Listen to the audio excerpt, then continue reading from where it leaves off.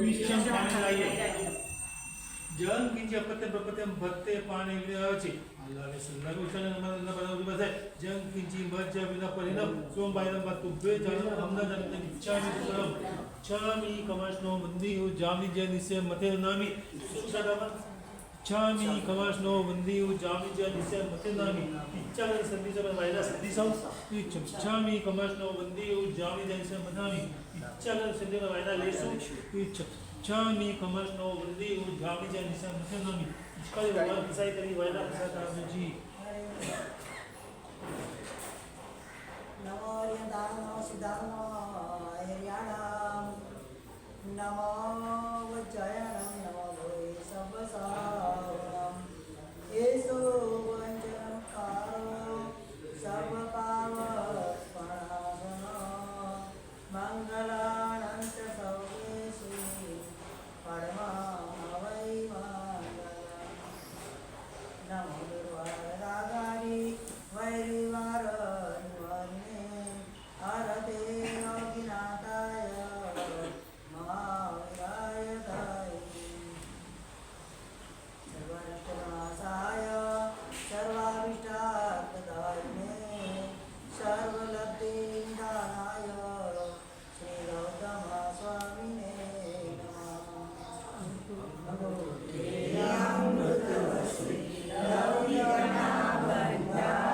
श्री गुरु गौतम समये वांछित फलदाता आगमोद्धारकतारं शैलानेश प्रबोधकं ज्ञानस्थ स्वर्गदां नौमि सूर्यमानन्दसागरं सूर्यदर्शनसागरं चरणाम्बुजे भक्तो वसे हृदयाम्बुजे परमात्मा परकमलमा शास्त्रो वसे मूलकमलमा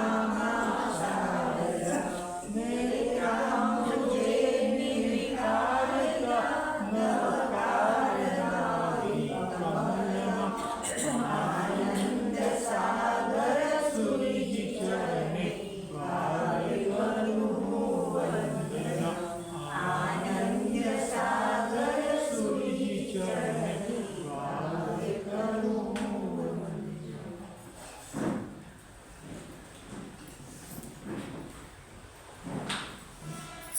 ज्ञानानंदी पूर्ण पावन सकल रूपादि सुज्ञान अतीन्द्रिय गुण गण मन न्यागरो परमात्मा साध सुज्ञान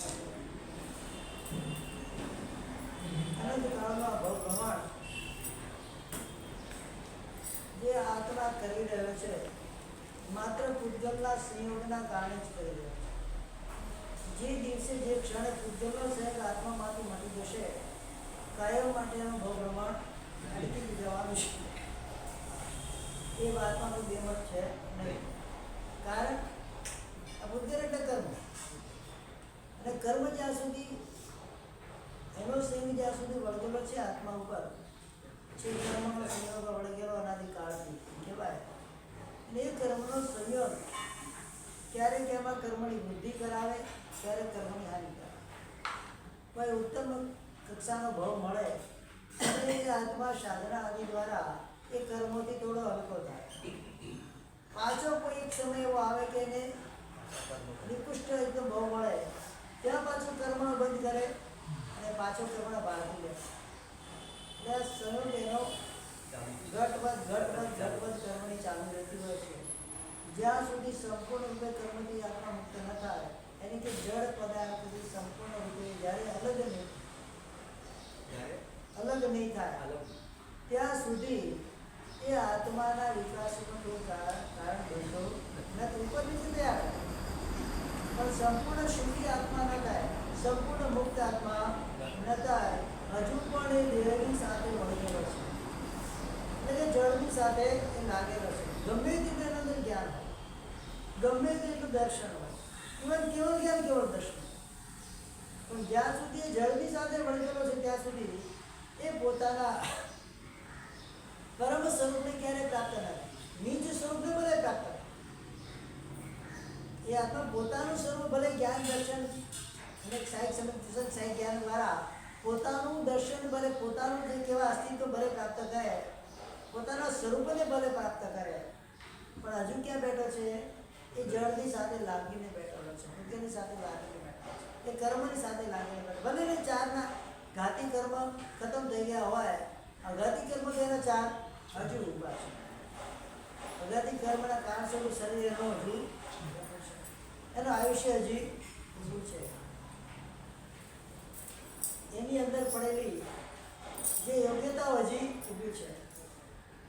પંચેન્દ્રિય પણ હોય કે એના અંદર ઉત્તમ એ પુણ્ય પ્રકૃતિઓ નામ કર્મની હોય, ઉચ્ચ ગોત્ર કર્મ હોય, આ બધું એનામાં હજુ ઊભું છે. એટલે હજુ એની સાથે અને પુણ્ય કર્મ છે તો પણ કર્મ તો છે તે પણ શું છે? જળ જ છે. પાપ કર્મ કદાચ નથી એનામાં.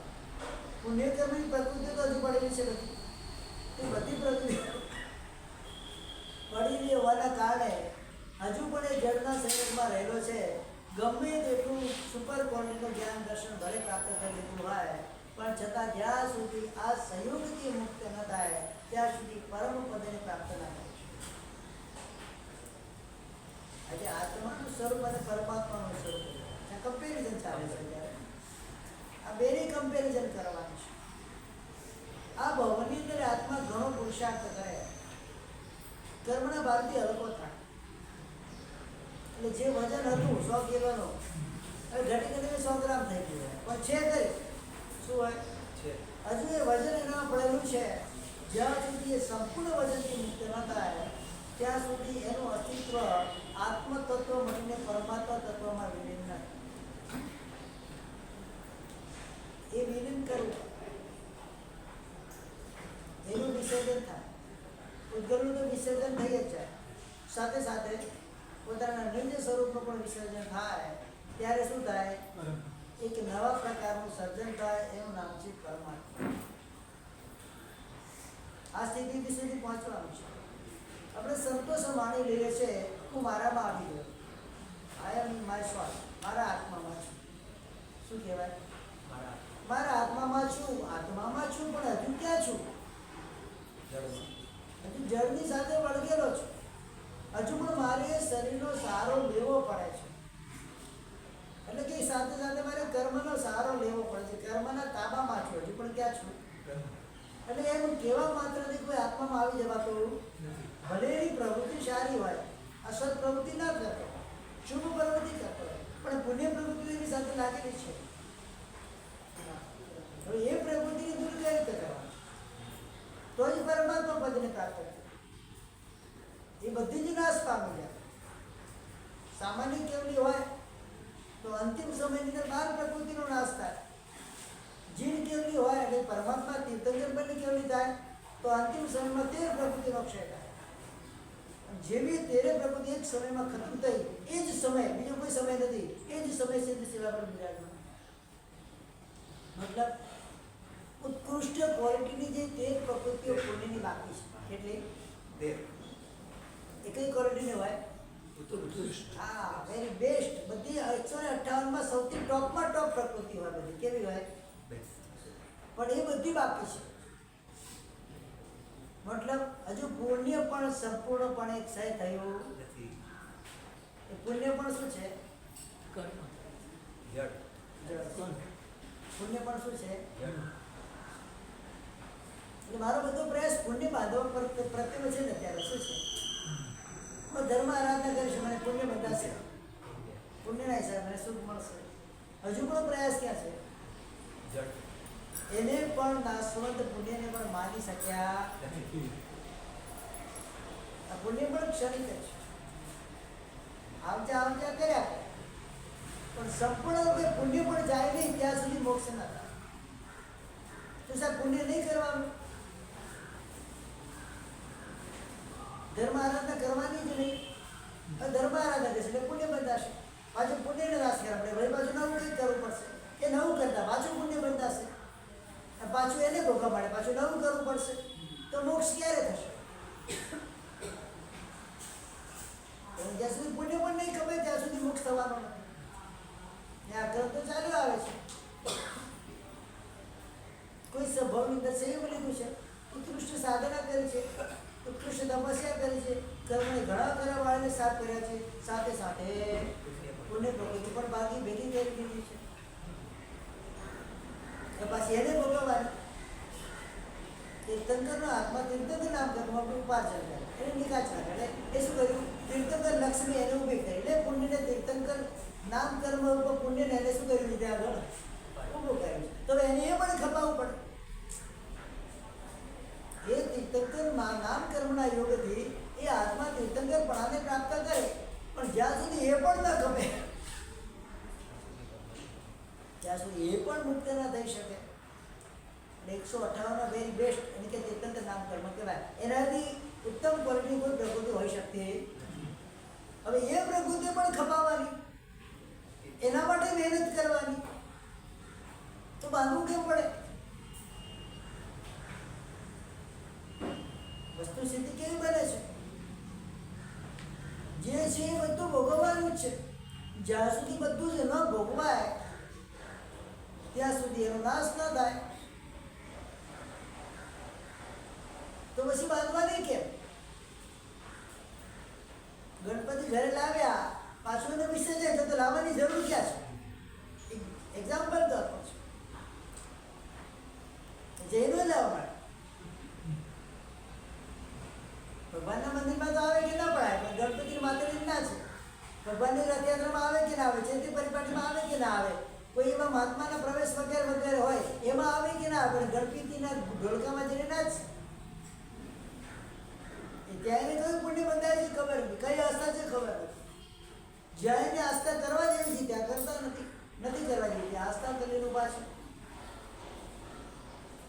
હવે પાપ કર્મ બંધ કરી કે પુણ્ય બંધ કરી એ સમજ ના પડે આપણને. શુદ્ધ તત્વ પ્રત્યેની આસ્થા એટલે કે ઈષ્ટ પ્રત્યેની આસ્થા છે તો પુણ્ય પણ બંધ કરાવે, પણ ઈષ્ટ બાજુ અનિષ્ટ કરનાર છે પાપ પણ બંધાવે. કારણ કે મોહ અને મિથ્યાત્વથી ગ્રસિત ઈષ્ટ છે એટલે શું કરશે? પાપ કર્મ પણ બંધાવશે. શ્રદ્ધા ઉત્પન્ન થઈ છે એ પુણ્ય કર્મ પણ બંધાવે છે. કોઈને કોઈ ભાવમાં એને કામ લાગશે શ્રદ્ધા, તો બંને બાજુ ગાડી દોડે છે. પણ ઈષ્ટ તત્વની શુભ શ્રદ્ધા ઓછી હોય, અશુભ શ્રદ્ધા વધારે. જે શ્રદ્ધા છે આપણને એ મિથ્યાત્વ ગ્રસિત એવા વાતાવરણની અંદર આપણે ગયા છીએ, એ વાતાવરણમાં જે શ્રદ્ધા ઊભી થઈ છે એ ભૌતિક સુખની પ્રાપ્તિ માટેની શ્રદ્ધા છે. કઈ છે? મતલબ પાછા પૂતગલને વળગવાની શ્રદ્ધા છે. માંડ ઘસાઈ ત્યાં સુધી આવ્યા અને પાછા ક્યાં જઈને વળગ્યા? એ ત્યાં જ વળગ્યા. આ તો કહેવાય ને કે કૂતરું કાઢતા બિલાડું કાઢતા ઊંટ પેટ એવી હાલત થઈ ગઈ આપણે. છતાં પણ શું કહેવાય? અમને ભગવાન પ્રત્યે કેવી છે? શ્રદ્ધા છે. હવે શ્રદ્ધા છે કે અંધશ્રદ્ધા છે એ જ ખબર ના પડે.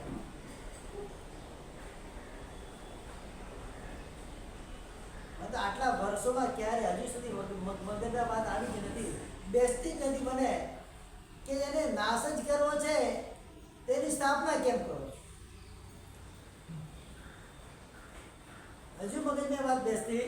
કદાચ કોઈ એવા કારણસર એવી કોઈ ઘટના ઘટી હોય અને માટી વગેરેની પ્રતિમા બનાવી અને કારણ પૂરું થઈ ગયું, પ્રયોજન પૂરું થઈ ગયું, એનું વિસર્જન કર્યું, બની શકે. આ કારણ ક્યારેક બન્યું હોય ભૂતકાળમાં, કહેવાની આવશ્યકતા નથી તો ક્યાં નાખવી વસ્તુને? આશાતનાનો ભય નહીં, કોઈ પણ પ્રકારનો એવો ભય હોય એના કારણે એને પાણીમાં એને વિસર્જન એટલે માટી પાણીમાં ઉકળી જાય અને એનું અસ્તિત્વ મટી જાય. એટલે કોઈને એની વિરાધનાનો દોષ ન લાગે. એ કારણસર કદાચ એ વિસર્જનની પ્રક્રિયા ચાલુ થઈ ગયું, મારું માનવું છે, મારી અનુપ્રેક્ષા છે, હકીકત શું છે ખબર નથી. અને એની પરંપરા ગાંડી એવી ચાલી હવે તો ગાંડા જેમ ચાલે છે. સામાન્ય ચાલ્યું એનો મૂળ તથ્ય પૂછવા જઈએ તો કોઈને કદાચ ખબર નહીં હોય. એના પાછળનું મૂળ રીઝન પૂછવા જઈએ ને તો કોઈને કદાચ ખબર. પહેલા કાળમાં બનતું હતું. જ્યારે કોઈ રાજા યુદ્ધ વગેરે કરવા જાય અને કદાચ ચોમાસું બેસી જાય, નદી કિનારે પડાવ હોય, તો ભગવાન વગર આરાધના કઈ રીતે કરવી? તો નદીની રેતી વગેરે ભેગી કરે એટલે વાલુકામાંથી વગેરે એ પ્રતિમા બનાવીને એની પ્રતિમાની સ્થાપના કરતા 4 મહિના આરાધના કરે, છેલ્લી નદીમાં પ્રતિમાને વિસર્જિત કરીને નીકળી જતા. આ તો કોઈ પ્રતિમા ત્યાં સ્થિર થઈ જતો, તો પછી એ જિંદા રહે વગેરે એની સ્થાપના થાય. 2 ગાણ બનતા હતા. ત્યારે તો લખાય નહીં, ગમે તેમની આશા ના કરે, પાછું શું કરે? પાણીમાં વિસર્જિત કરી દેતા. જરૂર હતી ત્યાં સુધી આપણે એનું આરાધના વગેરે કરી, કેમ કે એક આસ્થાનું કેન્દ્ર બને છે. પ્રભુની પ્રતિમા આલંબનનું કેન્દ્ર છે, એટલે એના આલંબન વગેરે ચાલે નહીં. એટલે એની સ્થાપના કરે, સમય પૂરો થાય, ત્યાંથી નીકળવાનું થાય તો વિસર્જિત કરી દે, સ્વાદ પૂરી દે. વિસર્જિત કરી આવું હતું પહેલા મારા હિસાબે. હવે વિકૃત થયું. પહેલા સંસ્કૃત વિસર્જન હતું, હવે કેવું થઈ ગયું છે? હવે વિકૃત વિસર્જન થયું. એક પણ પ્રતિમા અંદર પાણીમાં ઓગળતી નથી. છેલ્લે એનો કૂડો કચરો થઈ અને એનું પણ વિસર્જન કરવાની સરકાર માટે મોટી જવાબદારી આવી જવા. એકચ્યુઅલમાં શુદ્ધ માટીની પ્રતિમા હોય, કેવી હોય? શુદ્ધ માટીની હોય અને એના પ્રમાણસર કે તરત જ એનું વિસર્જન થઈ જાય. ખરેખર વિસર્જન આસ્થા આ શું હતું, પણ હવે વિસર્જન કેવું બની ગયું? કાલે પરમ દિવસે જજો દરિયા કિનારે, તમને ખબર પડશે. તેમને ત્યાં ઉભા રહેવાની ઈચ્છા નહીં થાય, એવી દુર્ગંધ આવે અંદર. કારણ કે શું શું નાખેલું હતું, કેમિકલ નાખેલા. એ કેમિકલો પાણી સાથે ભળે એટલે શું થાય? અમારી ગંદકી ઉત્પન્ન થાય. પછી શું થાય? એ આનંદ નથી કે આસાદ નથી. આપણા શાસ્ત્રમાં તો બતાવ્યું છે કે મિથ્યાત્વ ગ્રસિત દેવ દેવીની પણ આશાતના ન કરાય. અમારે રોજ 2 ટાઈમ બોલવા, લેવાના માસાણાય, દેવીના માસાણાય. એટલે એ દેવ દેવી ભલે એમને સ્થાપના કરી હોય તો એની પણ આશાતના અમારે ન કરાય. એની સામે અમારે શું કહેવાય કે બીજી કોઈ પ્રવૃત્તિઓ, જે અશુભ પ્રવૃત્તિઓ આપણે ન કરાય એની સામે. એની જે સ્થાપના કરેલી ડેરી વગેરે હોય ત્યાં અમારે દંડી માથું પણ જવાય નહીં. એની સામે ફૂટ કરીને બેસાય પણ નહીં. આટલી બધી ચીવટ આપેલી છે.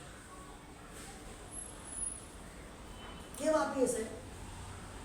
ભલે કંઈ પણ હોય એ એની આસ્થાનું કેન્દ્ર છે.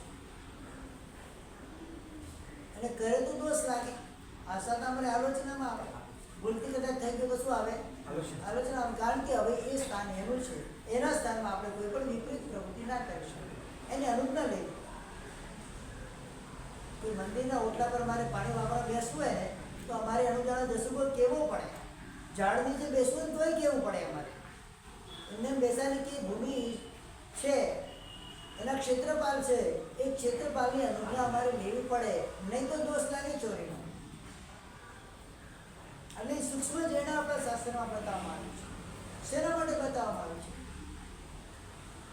ભલે ગમે તે હોય પણ કઈક જીવો માટે એને તારક તત્વ એને સમજે છે. શું સમજે છે? ભલે કોઈ પણ આશયથી સમજતો હોય, એનામાં એની શ્રદ્ધા રહેલી છે. એ શ્રદ્ધાને તોડવાવાળા આપણે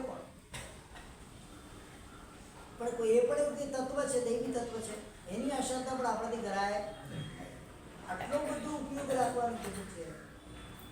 દેવાના આશાને દેવીના માસાને, સાવ્યાના માસાને સાવ્યાના માસાને, શ્રાવકની આશાતને ના પાડી છે ને શ્રાવિકાની આશાતને ના પાડી છે. એ પણ કદાચ કર્યું તો એનું પણ અમારે પીછા મળ્યું. રોજ બેઠે તમારે બધી તો અમારે પગાર સીધે આવે. શું આવે? હા, એમાં બધી જ વસ્તુ. આર્યંતાના માસાને 33 આશાતના હોય છે. કેટલી? 33 આશાતના. અમારે રોજ 33 આશાતનાનું પ્રાયશ્ચિત દેવું પડે. અરિયંતાના માસાને, સિદ્ધાના માસાને, શ્રાવણ માસાને, શ્રાવણના માસાને, સાવ્યાના માસાને, સાવ્યાના માસાને, દેવાના માસાને, દેવીના માસાને, બધી પ્રકારે ટોટલ વાયના શ્રુત દેવીની આસાધના, વાચનાચાર્યની આસાધના, શ્રુતની આસાધના, દરેક આસાધ ટોટલ 33 આસાધનાઓ છે. કેમ આ બધું સૂક્ષ્મ વસ્તુ બતાવવામાં આવી છે? દરેક વસ્તુ અન્ય જીવો માટે, એના માટે ઇષ્ટ તત્વ હોય છે. એટલે એની પણ ઉપયોગપૂર્વક અમારે જેના કરવી પડે, એની આશા પણ અમારી થાય. કેટલું બધું તારક પરમાત્મા કેટલા ઊંડાણ સુધી આજે દર્શન કર્યા. જે ભૂમિમાં જઈએ ભૂમિના પણ એની અનુજ્ઞા લેવાની કીધી છે. ત્યાંથી ઉભા થઈને તો વસી તમારી જગ્યા અમે વાપરી હતી અને અમે અમારા અંડરમાં લીધી હતી એટલે અમારા પરિક્રમા આવી અને હવે એ ભૂમિને અમે તમને પાછી વિસર્જિત કરીએ છીએ એટલે શું કહે પાછું વસી રહે હવે અમારો એના પર કોઈ અધિકાર જ્યાં સુધી વસી ના બોલીએ ત્યાં સુધી એ જમીન પર એના પછી જે પણ પ્રવૃત્તિ થાય અશુભ પ્રવૃત્તિ થાય બધું જ અમારા લમણેથી થાય. પ્રણયભાઈ એટલે શું કરવાનું? આ સંઘમાંથી અમે વિદાય લીધી પછી વસી રહે હવે તમારે જે કરવું એ કરો અમારે કઈ લેવા દેવા નથી. આવીએ ત્યારે અનુગ્રહ શું કરવાનું છે? અનુગ્રહ માંગીએ છીએ તમારી પાસે કે અમે અહીંયા ઉતરશું જઈએ ત્યારે અમે નીકળીએ છીએ તમે તમારી જગ્યાને સંભાળતા. રોજનું અમારે બોલવાનું હોય. બિયારો એટલે શું હોય? જઈએ એટલે શું કરવાનું છે? અનુજ્ઞા લેવાની છે. નીકળ્યા પછી શું કહેવાનું છે? જે પણ ત્યાં હાજર એને શું કહીએ? બસ મેં હવે બિયાર કરી છે સંભાળો એટલે તમને સોંપી દીધું. હવે તમારે જે કરવું કરો. અમારે એની સાથે કોઈ નિસ્બત ન કરીને જઈએ તોય દોષ લાગે, માંગ્યા વગર ઘૂસીએ તોય દોષ લાગે. કેવી બધી વાતો બતાવી છે. કદાચ આપણે હસવામાં આવે આવું બધું આપણે શું હોય? મારે સાહેબ ઉપાસ તમારા માટે જ છે, અમારા માટે હોતો જ નથી. અમારા માટે એવો ઉપાસ હોય કોના માટે હોય? હા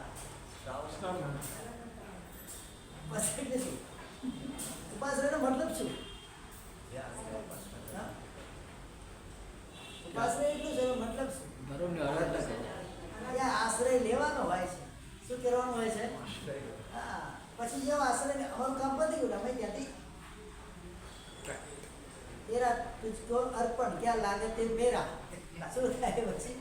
હા અહીંયાથી નીકળ્યા પછી એના પર અમારો કોઈ અધિકાર હોતો નથી. ભલે આ સંઘની સ્થાપના અમે કરી હોય પણ જ્યાં સુધી સંઘમાં રહીએ ત્યાં સુધી સંઘને સારી રીતે ચલાવવાનો અધિકાર અમે પ્રાપ્ત કરી શકીએ. કારણ એટલે અધિકાર તો ના જ હોય, માર્ગદર્શન કરી શકીએ. પણ એ જે દિવસે અમે આ વસ્તુને છોડીને જઈએ અને એ સંઘને અમે સ્થાન કે જિનાને સોંપી દીધું પછી એવા સાધુ ઇન્વોલ્વ થાય. મારા કેવા પ્રમાણે આ સંઘ ચાલવા જોઈએ તો સાધુ કેમ કે મેં સંઘની સ્થાપના કરી છે એટલે હું કહીશ એ જ મહાત્મા અહીંયા ચોમાસું આવશે. આવો અધિકાર કોઈ સાધુ કોઈ એવી સંસ્થા કે એવી કોઈ વિશેષ સેવા એનાને રાખી શકે નહીં. કોઈ પણ આવે ને ગમે ત્યારે કોઈ પણ આવે ને અમે ઘણી વખત જઈએ અમને અનુભવ થાય અમારી ધારો કે પદ સાહેબ અમારા મહારાષ્ટ્ર આવવાના છે તો અમે કોના તમારા મહારાષ્ટ્ર આવવાના છે ઓકે ડન અમે કોના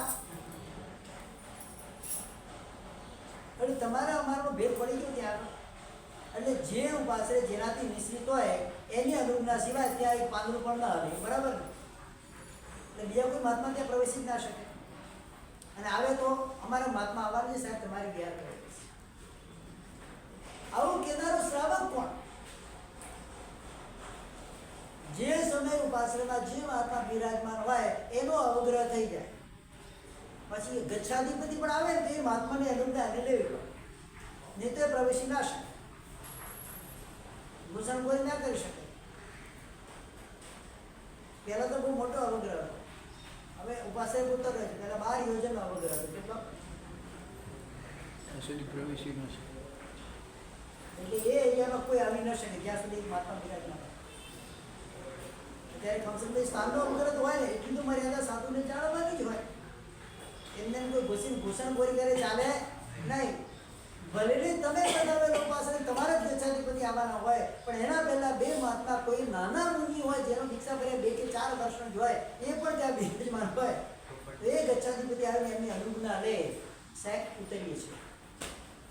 શું કે આ અમારો આચાર છે. એમને માને ઘૂસી જાય તો ચોરીનો દોષ લાગે, ગુરુ અદત્તનો દોષ લાગે. શેનો લાગે? હા અત્યારે નિશ્રા કોની છે? અવગ્રહ કોનો છે? હા એટલે ન ચાલી શકે. એમની અનુજ્ઞા લેવી પડે. ટ્રસ્ટ મંડળની એની ખાલી અનુજ્ઞા લે તો ચાલે નહીં, પણ જે મહાત્મા બિરાજમાન હોય, સાધુ ભગવાન તો કે સાધુજી ભગવાન તો કોઈ પણ હોય. અત્યારે ઉગ્ર કોનો ચાલે છે? એટલે એમની અનુજ્ઞા એમને નહીં તો દોષ લાગે. આ જૈના બીજા કોઈ શાસ્ત્રમાં તમને જોવા ના મળે. બીજા કોઈ શાસ્ત્રમાં આવી વસ્તુ ક્યાં જોવા મળે નહીં. એટલે મારો, તમારો ને અમારો આ ત્રણમાં ઘણો બધો ફરક છે. પ્રણયભાઈ સમજ પડી? મારો, તમારો ને અરે શોર્ટકટમાં કહું છું, લોંગ કટ કરતો નથી, સમજી જવા જેવું છે. દરેક સંઘની અંદર બધું જેનો આ જ પ્રેરણા કરું, ક્યારે પણ એમાં મારું તમારો હોય નહીં, અમારું જ હોય. શું હોય? કોઈ પણ મહાત્મા ગમે ક્યારે. અરે મહાત્માની ઉપાસનામાં રહેવું છે કે તમારે રહેવું છે? બે ના બે ચાર થાય, અમને ક્યાં વાંધો? અમને વાંધો નથી, તમને હું વાંધો આવે? સાહેબ ઘણી વખત અમારે ક્યાંક જવાનું થાય, આ બધા અનુભવ કહું છું. સાહેબ અમારે ત્યાં મહાત્મા ઓલરેડી છે, અરે પણ છે તો કંઈ ખાઈ જવાના છે અમને, અમે આવી જઈએ, શું ફરક પડે છે? તો ના સાહેબ વિચાર કરે પછી આપવા હવે અધિકાર કોણ અમને આપે? અમારે ક્યાં જવું એનો, અમારે ક્યારે જવાનો અધિકાર કોણ આપે અમને? ગમે ત્યારે આવી શકે. અમારે અમને તમારી નથી લેવાની, ત્યાં બેઠેલા મહાત્મા બી લેવાની છે. સાવ કોઈ પહેલેથી ના પડે, ફોન કરાવ્યો હોય ને, હવે જેમ તમારે બુકિંગ કરાવવું પડે ને,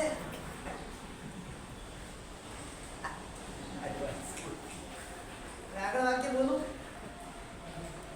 અમારે પણ પહેલેથી બુકિંગ કરાવવું પડે કે 5 દિવસ અમે આ તમારા સંઘમાં આવવાના છીએ.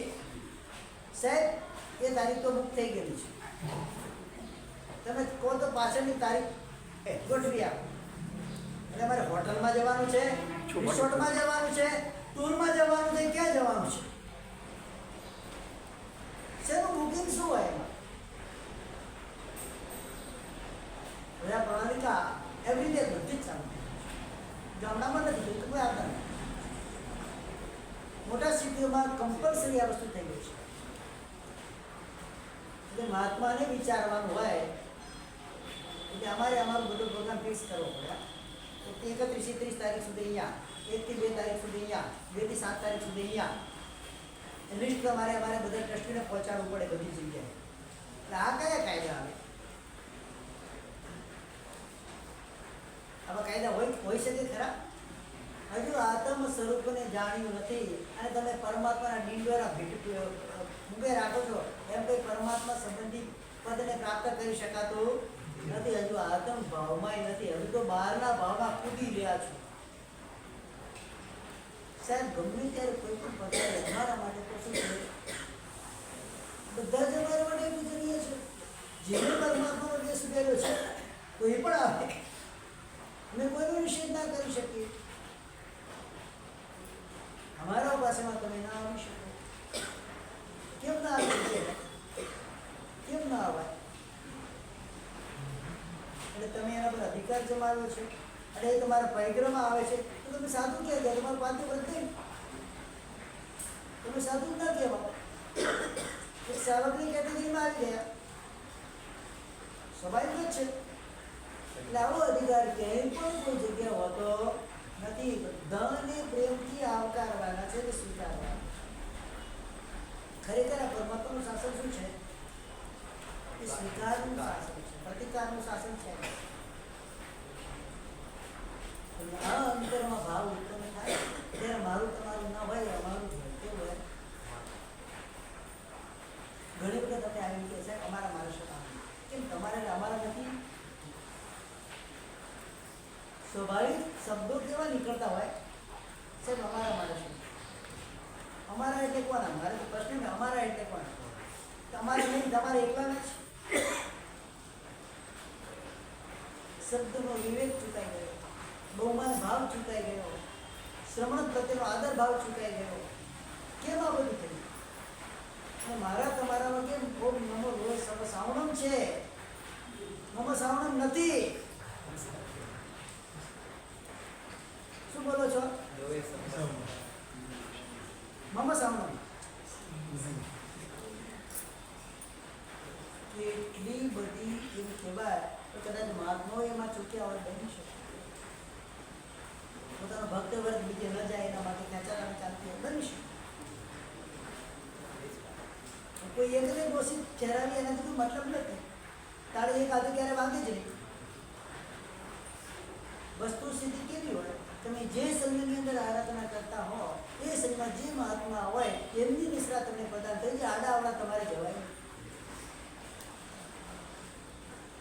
જાઓ તો દોષ લાગે. મહાત્માની આશા નાના ભાગી બનો તમે. અહીંયા તો ગંગા તો ગંગા જાય, ગંગા ગયા તો ગંગાદાસ, જમના ગયા તો જમનાદાસ. અહીંયા પૂજન ચાલતું હોય ત્યાં પાછું હમણાં એમ લાગે કે ત્યાં મોટો માસો ચાલે દોડી દોડી ત્યાં જાય બધા. પણ શા માટે તમારા સંઘમાં પણ વસ્તુ ચાલે છે, તમારે દોડીને બીજે જવાની ક્યાં? એટલે પાછું રજીસ્ટ્રેશન ક્યાંનું હોય તમારું? તો ચારે બાજુ લાડવા ખાવાના ખાય છે. હું તો કહું ને, જે સંઘમાં ચાતુર્માસ મહાત્મા બિરાજમાન હોય ને એ સંઘમાંથી એક પણ વ્યક્તિ તીર્થ ક્ષેત્રની અંદર ચાતુર્માસ કરવા જાય ને તો એ પણ આ સાધનાનો ભાગી બને.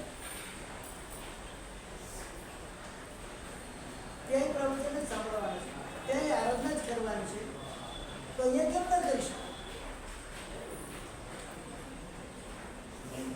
હા, અહીંયા ચોમાસું કોઈ ન હોય અને કદાચ તમને બીજી જગ્યાએ વ્યસન તમારે તીર્થક્ષેત્રમાં જવું. તીર્થક્ષેત્રમાં ચાતુર્માસની વ્યવસ્થા શેના માટે હોય કે અમુક ગામોની અંદર મહાત્માનો યોગ થતો નથી અને આરાધકોને આરાધના કરવાની હોય છે. તો એ આરાધના કરવા માટે ક્યાં જવું? તો કોઈ એવો નિયત સ્થાન હોય ત્યાં જઈને આરાધના. આજથી 100 વર્ષ પહેલા કાર્યક્રમમાં ચોમાસા થતા હતા એવું સાંભળ્યું છે? 50 વર્ષ પહેલા, 50 વર્ષ જૂનો ઇતિહાસ આપો. એક ચોમાસું ત્યાં થઈ ગયો. મહાત્માએ ત્યાં 4 મહિના રહી ધર્મશાળા લઈ અને ચોમાસું કરાવડાવ્યું. 50 વર્ષ જૂનો એક ઇતિહાસ વર્તમાન જતા મહાત્માઓ સારું પોતાની મેળે આવતા, પોતાનું રસોડું ખોલે, સીધું સામાન બધું પોતાનું હોય, ત્યાં જ પોતાનું કોચરી પાણી કરે, જે પણ વાપા હારવા પાણી કરે અને જ્યાં મહાત્માના પ્રવચન હોય ત્યાં એ લોકો સાંભળવા માટે આવતા. કોઈ તામ જામ નથી, કોઈ ટેન્ટ ન હોય, કોઈ મંડપ ન હોય, કોઈ ડોમ ન બનેલો હોય, કંઈ ન બનેલો હોય, કોઈ રસોડા ના હોય, કશું જ કોઈ પણ પ્રકારની વિરાધના ના હોય. ચોમાસા કરતા હતા પહેલા, નતા કરતા એવું નથી, પણ સ્વયં પોતાનું બધું તામઝામ વગર એ સાચી આરાધના ચાતુર્માસ. હવે તો મની મેક્સ મેન્સ બેટર. બુકિંગ કરો. નહીં, મની મેક્સ મેન્સ બેટર. બુકિંગ કરો. મુંડેરો ઘણો ભૂકાતો હોય. અમારા ચાતુર્માસમાં ક્યાંય પૈસાની વાત હોય જ નહીં અને પૈસા સિવાયની વાત જ ના. એ તો તમે ક્યાં થઈને શ્રાવક કરે છે. પાછું શું કહે? દોડવાનું કોના ઉપર? શ્રાવક કોના ઉપર? એટલે આ બધી પરિસ્થિતિની અંદર શ્રાવક ક્યાં જાય? જેને ખરેખર આરાધના કરી છે વ્યક્તિ જાય ક્યાં? જૈન શાસ્ત્રનું મૂળ તથ્ય શું છે? ચાતુર્માસનો દિવસ આવે, ચાતુર્માસનો પર્વ આવે એટલે મારે શું કરવાનું છે? મારે આરાધનામાં જોડાવાનું છે. નામ મેળવવાની ઝંખનાની અંદર અત્યારે આરાધના બધી ગૌણ થઈ ગઈ છે અને એ આરાધના એટલી ગૌણ થઈ ગઈ છે કે આરાધનાની અંદર ફ્લેક્સિબિલિટી આવી ગઈ. જેમ મને તમે કીધું કે વિસર્જન કઈ રીતે હતું એ વિસર્જન થઈ ગયું. શું થઈ ગયું? એમ આપણા શાસનમાં આરાધનાનું શું થઈ ગયું? આરાધના તો સાઈડમાં રહી ગઈ. જે નહોતું એ બધું આરાધનામાં.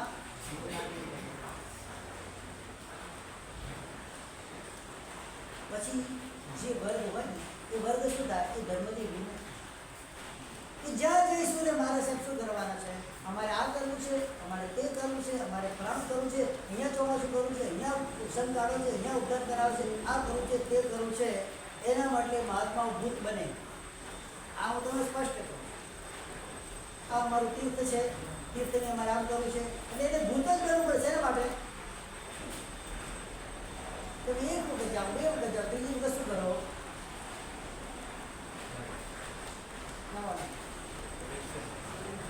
એના માટે ઘણી બધી એવું થઈ જાય જ્યાં ખરેખર જરૂરિયાત હોય ને ત્યાં પણ દાન થઈ શકતું નથી. એટલી બધી વિકૃતિ અત્યારે આ સંસ્કૃત બનાવવા જતા હું પોતાની જાતને મેં વિકૃત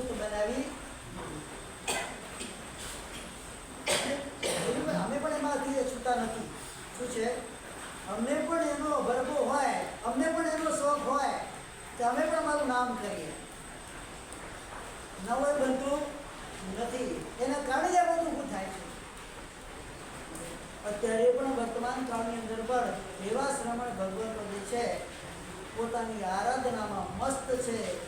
આજુબાજુની દુનિયામાં શું થાય છે એને કાંઈ જ ખબર નથી. કોઈ ઓળખતું પણ નથી. એને કોઈ બંધન કરવા આવે તો એને તકલીફ થાય છે કે મારું આપણું આરાધના બગડે છે. એમ તો એક કલાક બેસે ટાઈમ પાસ કરશે એટલે એને પણ એ પણ નથી ગમતું વિચાર કરો. અત્યારે પણ ધનના અણધારા શાસનમાં છે નથી એવું નથી. અત્યારે પણ સારી પદ્ધતિ ધન્યકુમાર આ શાસનમાં છે. અત્યારે પણ ગૌતમની મૃત્યુ આ શાસનમાં છે નથી એવું નથી. એ તો આ શાસન ક્યાંનું દોડાઈ ગયું પણ એને ગોતવા પડશે. આ બહારની દ્રષ્ટિથી નહીં દેખાય કે અંતરચક્ષુથી દેખાશે ખરેખર શું પરિણતિ આત્માઓની અંદર હોય. એમનો તપ હોય તો કેવા પ્રકારનો તપ હોય, એનો સ્વાધ્યાય હોય તો કેવો હોય, એની વ્યાવચ હોય તો કેવી હોય, એની પરમાત્મા સાથે ભક્તિ હોય તો કેવી હોય. Everything is best. કેવું હોય આ કાળમાં પણ જ્યાં પણ કંઈ નથી એવું નથી. આ કાળમાં પણ આવા ઉત્તમ વર્ગના શ્રમણ સમય ભગવંતો બિરાજમાન છે. માત્ર નિજ આત્મરમણતાની અંદર તલ્લીન થયેલા છે. અને હું કહું છું ને વિકટના ભોગવાય પરમાત્મા પદની પામનાર છે. એ આત્માના મૂળભૂત સ્વભાવ પર આપણે આવીએ.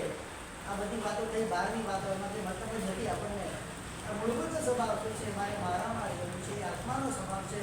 અને મારે મારું મટવી પરમાત્મામાં વિલીન થવું છે. પરમાત્માનો જળ અને પૂજ્યનો રાગ હવે આ આત્મા ન હોય અને એ જ્ઞાનમય આત્મા થાય અને આ બધા જ્ઞાનાનંદે પૂર્ણ પામે પવિત્ર હોય. શેના કારણે પવિત્ર? જ્ઞાનાનંદથી એ પૂર્ણતઃ પવિત્ર હોય. પરમાત્મા સ્વરૂપ કેવું હોય? એના અંદર માત્ર આનંદ જ હોય. કાલે પણ કીધું ઉજ્જવલ એ ગુણ નથી, એ દ્રવ્ય છે. આત્મા ગુણ અને ગુણનો સંયોગ છે. પરમાત્મા માત્ર ગુણ છે. શું છે? આત્મા એટલે ગુણ અને ગુણનો સંયોગ એટલે દ્રવ્યનો સંયોગ એટલે જળ અને ચેતનનો સંયોગ એટલે શું થાય? એ આત્મતત્વ છે. કારણ કે હજુ એ સંસારમાં રહેલું છે અને એના પછીનું જે સ્વરૂપ છે માત્ર ગુણ સ્વરૂપ. એ શું છે? એ પરમાત્મા સ્વરૂપ છે. એવા પરમાત્મા સ્વરૂપને પ્રાપ્ત કરવું છે.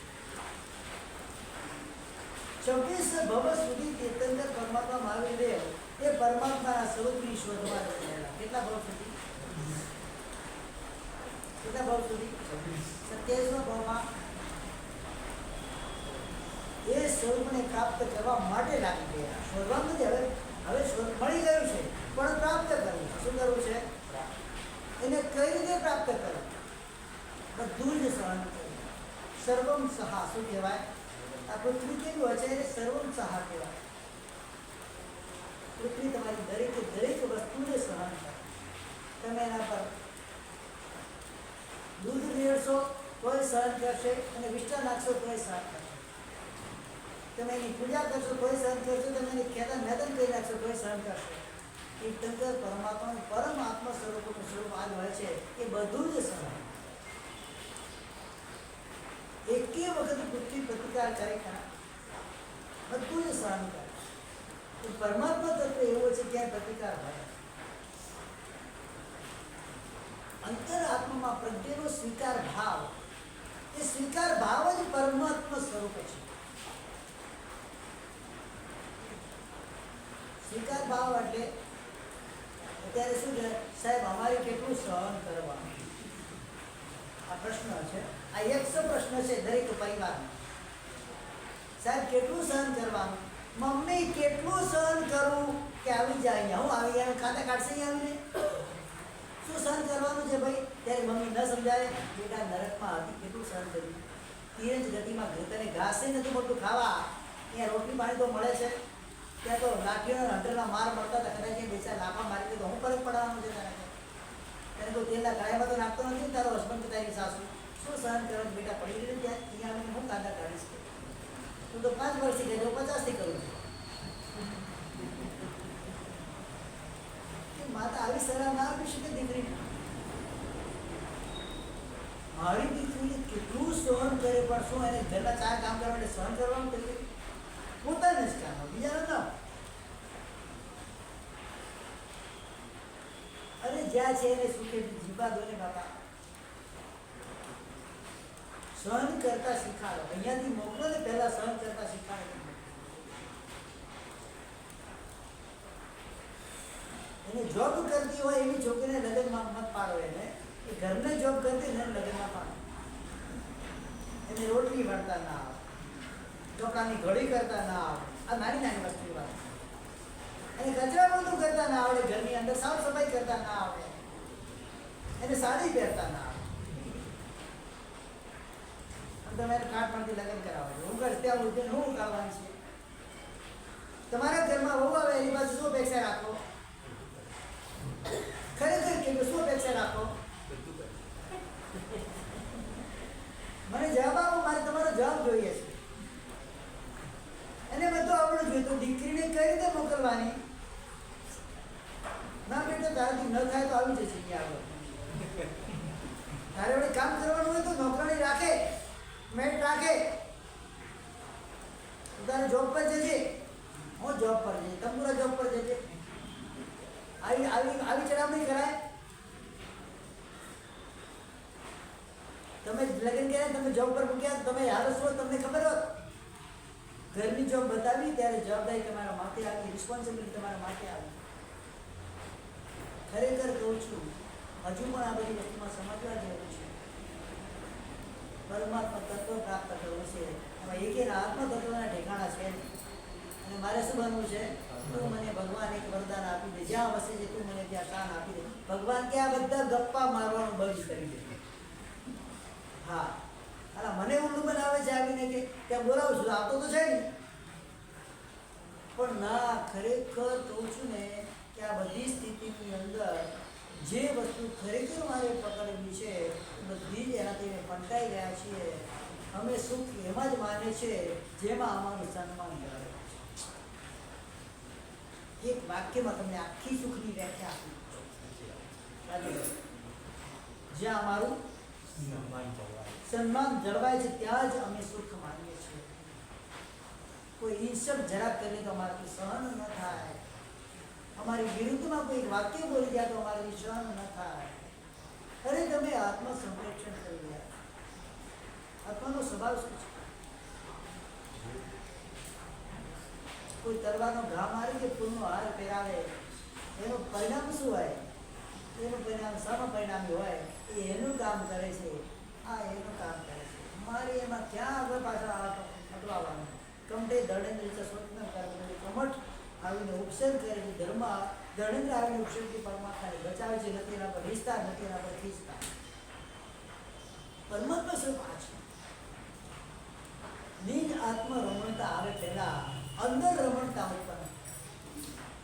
મારે ઉતરી જ જવું છે અંદર. બહાર શું થાય શું મતલબ છે? આ ખાલી જોઈ અનુભૂત ના થાય. જ્ઞાતા દ્રષ્ટા ભાવ મેં તમને બતાવ્યું ને. પોતાની જાત પર આવેલા કસાય નિપુણી આત્મા જોતો ખરેખર ત્યારે આત્મ તત્વને પામેલો કહેવાય. અને એ કસાયનો નાશ જ્યારે આત્મા કરશે ત્યારે પરમાત્મા તત્વને પામે. જ્યારે પોતાની જાત માટે જોવાનું છે તો બીજો કસાય કરે તો શું થવાનું છે? જોવે મોહ રાજાનું સામ્રાજ્ય છે, એને મોહ રાજા હેરાન કરે છે. ક્રોધ ચાંડાલ એનામાં ઉત્પન્ન કરી દીધો છે. હા, મોદી માન ગજેન્દ્ર એનામાં આવી ગયો છે. દેખો કેટલો નાચશે. નાચવાનું રિએક્શન ન કરો તો આગ લાગી હોય, આગ લાગી હોય, તમે ત્યાંથી ખસી જાઓ, તમને ક્યાંય પણ તકલીફ થાય, તમારે ખસી જાય. ભલે આગ લાગી તો લાગી, મારે શું લેવા? જે ખરેખર આત્મતત્વને જાણનાર વ્યક્તિ હોય ને તો આવી વસ્તુમાં જઈને ઊભો જ ઊભો હોય. સામે વાળાને ક્રોધ આવી રહ્યો છે, મારે શું કરવાનું છે? હું ધ્યાન નહીં. હું શા માટે એના માટે નિમિત્ત બનું? એના માટે હું કેરોસીન, પેટ્રોલ કે હાઈલી ઇન્ફ્લેમેબલ એવું તત્વ કેમ બનવું? એના માટે હું ત્યાંથી ખસી જાઉં. વાત પૂરી થઈ ગઈ. એની નિમિત્ત નહીં મળે એટલે શું થશે? જ્યાં સુધી તો ભડકો છે ત્યાં સુધી ભડકશે. એ પૂરું થઈ ગયું, એનો પાછી ઈંધણ ખલાસ થઈ ગયું હવે શું થશે? એ ચૂપચાપ ગરડે મારીને બેસી જશે. હવે એની તાકાત નથી આગળ વધવાની, કારણ કે કોઈ સામે એને નથી ફ્યુઅલ બંધ કર્યું. બસ એનો ફ્યુઅલનો જે તમારું સપ્લાય છે એને બંધ જ કર્યું. ગમે તેવો ક્રોધી માણસ હોય એને વશમાં લાવવા માટે એક જ આ કામ છે, એને અપાતું ફ્યુઅલ તમે કમ્પ્લીટલી સ્ટોપ જ કરી દો એટલે તમે એની નજરમાંથી હટો. ન કરી શકે વ્યક્તિ ગુસ્સો વધારે, એની કેપેસિટી જ નથી. ચોથો આરો ચાલે પૂરો થયો, પાંચમો આરો ચાલે છે, એમાં તીવ્રતમ અધ્યવસાય ના આવે જ નહીં. વધારે આવે તો પહેલી બીજી નરકમાં જવા સુધીના અધ્યવસાય જે આ કાળમાં ઉત્પન્ન કરી શકે. સાતમી નરકી પ્રાયોગિક અધ્યવસાય એ ક્યારે ઉત્પન્ન ના કરી શકે આ ભાવમાં. એટલે શું છે? એનો ક્રોધ કેવો છે? એ 100%નો નથી, એ 5-7%નો છે. એની શાંતતા કેટલી વાર લાગે?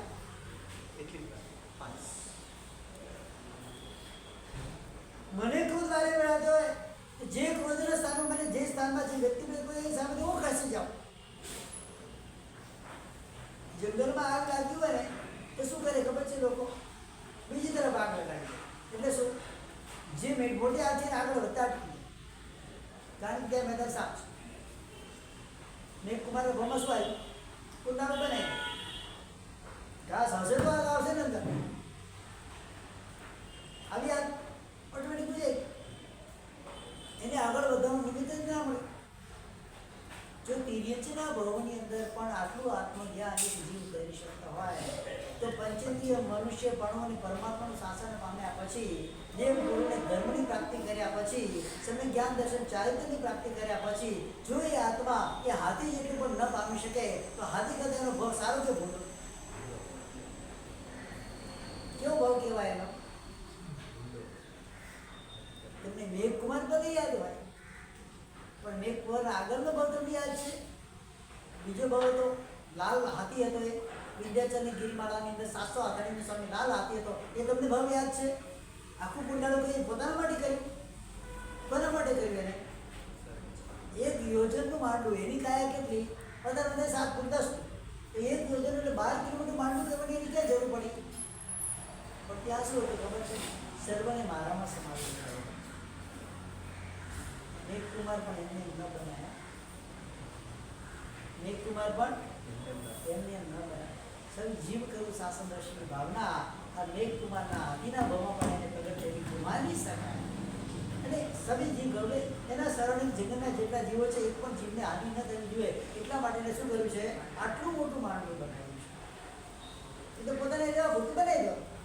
7 ફૂટ પોતે છે તો 70 ફૂટનું બનાવો વધારે. એને આ 7000 ફૂટ બનાવવાની ક્યાં જરૂર પડી? પણ નહીં, એમાં પણ શું સર્વને સમાવવાની એ શુભ વૃત્તિ, એટલે જ એને બીજા ભાવની અંદર રાજકુળની અંદર જન્મ અને સ્વયં તારક તીર્થંકર પરમાત્માનું સાનિધ્ય પ્રદાન શેના માટે થયું છે? એક કરુણા સર્વ જીવ વ્યાપી હતી, હવે એક કરુણા મળે છે સર્વ લોક વ્યાપી મળે છે. કેવી મળે છે? પરમાત્મા એને એ સમજાવે છે ને કે જ્યાં તું એ તિરંજી જીવો પ્રત્યે કરુણા કરી શકે છે તો આ મનુષ્યનો ભાવ અને આ સંયમ સકલ ચાલુ રાજ લોકને તું અભયદાન આપીને આવે છે, અહીંયા કેમ ખેદ કરે છે? ધર્મવર ધર્મ સારહીણમ પદ ત્યાં સાર્થક કરી બતાવ્યું છે તમને. બસ આ જ આત્મતત્વની સાચી પહેચાન. અને એ આત્મતત્વ ક્યાં સુધી પહોંચાડે? કે પરમ સુધી તમને પહોંચાડે. કોઈ પણ તીર્થંકર પરમાત્મા વગર પુરુષાર્થે ક્યારે પરમાત્મા બની શકતા નથી. એમને પણ અગાઉના પોતાના અનંત ભાવની અંદર ઘણું સહન કર્યું છે. પાશ્ચાત પરમાત્મા પણ 6 ભાવ સુધી એમને મરણાંતિક સર્ગને સહન કર્યું છે. કેટલા ભાવ સુધી? 6 ભાવ કે 7 ભાવ, જે ભાવ દેવના ભાવ છોડી દો, 10 માંથી બાકીના 6 ભાવ જે છે 6 ભાવ સુધી મરણાંતિક સર્ગ એમને 4 દેવના ભાવ છે અને 6 ભાવ મનુષ્યના, એક તિરંજી 5 મનુષ્યના. કેટલા ભાવ થયા ટોટલ? 10 માંથી 6 ભાવ સુધી એમને પણ મરણાંતિક સર્ગને સહન કર્યું છે. અક્ષર સહન કરતા કરતા મૃત્યુ કર્યું છે, છતાં પણ અંદર બિલકુલ વેદના નથી. સંપૂર્ણ સમાધિ અવસ્થા હતી. ત્યારે સર્વ સમાધિદાયક એવા ત્રણ લોકના નાથ પુરુષાદાનીય પાટના પરમાત્મા તરીકે એમનો જન્મ થયો. સમાધિ નથી રહેતી ને તો પાટના પરમાત્માની આરાધના કરો, પરમાત્માનો જાપ કરો, તમે સર્વ સમાધિ પ્રદાન કરી દો. સમાધિ માટે પાટના ભગવાન છે, સંતતિ માટે શાંતિનાથ ભગવાન છે, સંપત્તિ માટે આદિનાથ ભગવાન છે, સાધના માટે પરમાત્મા મહાવીર દેવ છે. કઠિન સાધના 27-24 તીર્થંકરોમાં સૌથી વધારે સહન કર્યું તો કોણે કર્યું? સુપાત્રદાન માટે સંભવના છે. બધા જ પરમાત્માની કોઈને કોઈ વિશેષતા છે. સુપાત્રદાન નથી કરી શકતા, સંભવના ભગવાનની આરાધના કરો, સુપાત્રદાન ચાલુ થઈ જશે. બસ આ જ સમજો. ચક્રવર્તી શાંતિનાથ પરમાત્માની આરાધના કરો, સંપત્તિ અને સંતતિ બંને પ્રાપ્ત થાય. સમાધિ, સંતતિ, સંપત્તિ, સાધના, સ્થિતિ, સમિજ્ઞાન, સમિદર્શન, સમિત્યાગ આ બધું જ તીર્થંકર, એક જ તીર્થંકર પરમાત્માની લાક્ષણિકતાઓ છે. એના અંદર તમે દરેક વસ્તુ આવી જડને સલાહો મળે છે. કેવી સ્થિરતા હોય? સ્થિરતા આદિનાથ પરમાત્માની હોય. 13 મહિના સુધી પાણીને ખોરાક વગર 13 મહિના 400 દિવસ ઉપવાસ થયા, છતાં પણ સ્થિરતા નથી. મારે સ્થિર થવું છે ને આદિનાથ પરમાત્માને યાદ કરવું, મારે સાધના કરવી છે ને પરમાત્મા મહાદેવને યાદ કરવું, મારે સમાધિ જોઈએ છે ને પરમાત્મા પાર્શ્વનાથ પરમાત્માને યાદ કરવું. અંતઃકરણની અંદર આત્મ સ્વરૂપની અંદર આ તત્વોને હું લાવી દઈશ ને આ બધું મારામાં ગોઠવાઈ જશે. આ ગુણો મારામાં ગોઠવાશે એટલે એક દિવસ એવો આવશે અનંત ગુણી ગુણવંત સ્વરૂપ તીર્થંકર પરમાત્માનું સ્વરૂપ હું તતો કોઈ પણ એ પરમાત્મા સ્વરૂપને હું પ્રાપ્ત કરી શકું. આગળ બતાવે છે વર્જિત સકલ ઉપાધિ સુધ્યા જ્ઞાનાનંદે પૂર્ણ પાવનો વર્જિત સકલ ઉપાધિ સુધ્યા. હજુ આત્મા તત્વની અંદર પણ આપણે રહેલા છીએ, મતલબ આત્મભાવમાં રહેલા છે, ત્યાં પણ ઉપાધિઓ તો ઊભી કર્મની ઉપાધિ, સંયોગની ઉપાધિઓ છે. જ્યારે પરમાત્મા તત્વ પ્રાપ્ત કરે વર્જિત સકલ ઉપાધિ એટલે મતલબ સંપૂર્ણ ઉપાધિ જ્યાં ખલાસ થઈ જાય. ઉપાધિ એટલે તમારી ભાષામાં કહેવાય છે કે એને રિસ્પોન્સિબિલિટી એટલે જવાબદારી. શું કહેવાય? પરમાત્મા તત્વમાં કોઈ પણ પ્રકારની ત્યારે જવાબદારી હોતી, રિસ્પોન્સિબિલિટી હોતી નથી, કોઈ ઉપાધિ હોતી નથી. એના પછી અતિન્દ્રિય ગુણ ગણો મને આવે. એ પરમાત્મા શબ્દ કેવું છે? અરૂપી છે. કેવું છે એ તમને દેખાય. અચિંત્ય ચિંતામણી સમાન છે. એના ગુણ અચિંત્ય છે. ગુણ અનંતા પ્રભુ તારા એક જીવે કયા ન. કેટલા ગુણ છે એમાં? પરમાત્મા તત્વમાં અનંત ગુણોનો ભંડાર રાખે છે. એ ગુણ સ્વરૂપ જે આત્માનું સ્વરૂપ છે એ જો આત્માનું પરમાત્મા સ્વરૂપ છે એમાં પરમાત્માનો સાધ છે. શું કહ્યું? આ રીતે જ આ પરમાત્માની તારે શુદ્ધિ કરવાની સાધના. ગુણોના ભંડાર એવા પરમાત્માને લક્ષ્યમાં રાખવાના છે. આત્મ તત્વ દ્વારા સાધના કરવી છે ને પૂતગલના મોહથી દૂર થવું છે. એટલે બહિરાત્મા, અંતરાત્મા અને પરમાત્મા. કેટલા આત્મા થયા? 3 પ્રકારના આત્મા છે. અત્યારે બહિરાત્માની અંદર ઘણો રાજ્ય પાછળ રહેલો છું. પ્રયત્ન કરું અંતરાત્માની અંદર આવું એટલે કે બહારની ઉપાધિ ભલે હોય પણ એ ઉપાધિને ઉપાધિ ન માનવું. શું છે? એનું કાર્ય છે, એનું કાર્ય છે એટલે ભેદ. કોઈ અમને આપો મારે, મને નથી મારતો. કોને મારે છે? શરીરને મારે છે. શરીર જળ છે, છોડવાનું છે. અને જેનો ત્યાગ જ કરવાનો છે એના પર કોઈ હાર પહેરાવે, કોઈ લાભો મારે, ફરક પડવાનો નથી. એ આત્મ સ્વરૂપનું ચિંતન છે. અને એના પછી દેહાતીત જે અવસ્થા છે ત્યાં શરીર પણ ના હોય એ પરમાત્મા સ્વરૂપનું ચિંતન છે. આ ત્રણેય પ્રકારના ચિંતનની અંદર આપણે આગળ વધીએ. આજે શનિવાર ભાદરવા સુદ 14 દેવગુણ કૃપાથી આજે સેન્ચુરી પૂરી. સેન્ચુરી પૂરી. આજે 100 આંગળી પૂરા થઈ ગયા. આવતીકાલે ભાદરવા સુદ પૂનમ ઉપવાસ થશે એટલે એક શિખર અમારા હિસાબે કહેવાય. એ માનીએ છીએ, બાકી શિખર તો છે જ નહીં. એક અમારું લક્ષ્ય જે હતું એ પૂરું એટલે એક્ઝેક્ટલી 25 વર્ષ થયા. કેટલા? 2000ની સાલ ભાદરવા સુદ 11 થી ઓળનો પારો ભરેલો. 2025 પાયો પૂરો થાય. એક્ઝેક્ટ 25 વર્ષ થયા ડિવાઈડ બાય 100 એટલે કે વર્ષની 4 હોય 4 ને વધારે પણ થઈ ગયું ત્યારે. તો આ રીતે વિશેષથી દેવ ગુરુની પરમ કૃપાથી અસીમ કૃપાથી એ 100 આમેલાની આરાધના આજે પૂરી થાય છે. બીજા નંબરની અંદર આસો સુદ એકમના દિવસથી જે વર્તમાન વિદ્યાનો 30 દિવસનો જાપ કરવાનો છે અને મંદિર ઉપર તૈયાર કર્યું છે. એ મંદિરને જાપ મંદિરને ઓપનિંગ કરવાની એક બોલી બોલવાની ભાવના છે. એનું ઓપનિંગ એ દિવસે કોણ કરશે, પછી જાપ ચાલુ થશે. ઓપનિંગ કરનાર વ્યક્તિ જે તમારા માટે જે વસ્તુને ખુલ્લી મૂકે છે, જે જિનાલયનું ઉદ્ઘાટન થાય અને જિનાલયમાં જેટલી આરાધના થાય સૃષ્ટાંશ ભાગ કોને મળે, એ દ્વાર ઉદ્ઘાટન કરનાર વ્યક્તિ કેટલો ભાગ મળે, 6 ભાગ એને મળે. જાપ મંદિરો બનાવી તો રહ્યા છીએ, ઉપર રચના કરી રહ્યા છીએ. રોજે રોજ ત્યાં એ અંદર લગભગ 1200-1300 જેટલો વર્ધમાન વિદ્યાનો જાપ થશે.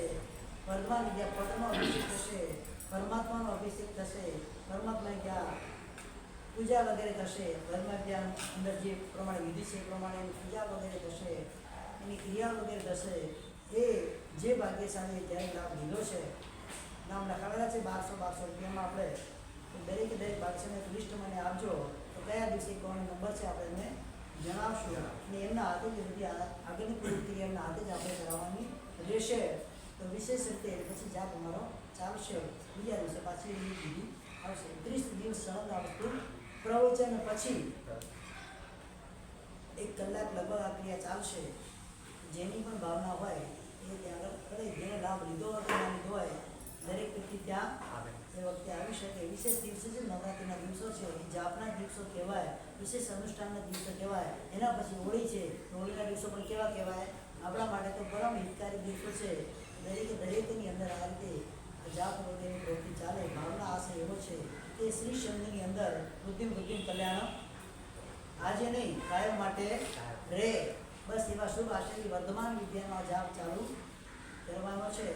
ખાસ જેની પણ ભાવના હોય, જ્યારે પણ અનુકૂળતા હોય એની વળી વગેરે બોલાવી શકાય. જાપ મંદિરે ઉદ્ઘાટનની એ પ્રમાણે તેને આપણે આગળ વધશું. ગુરુવંદન.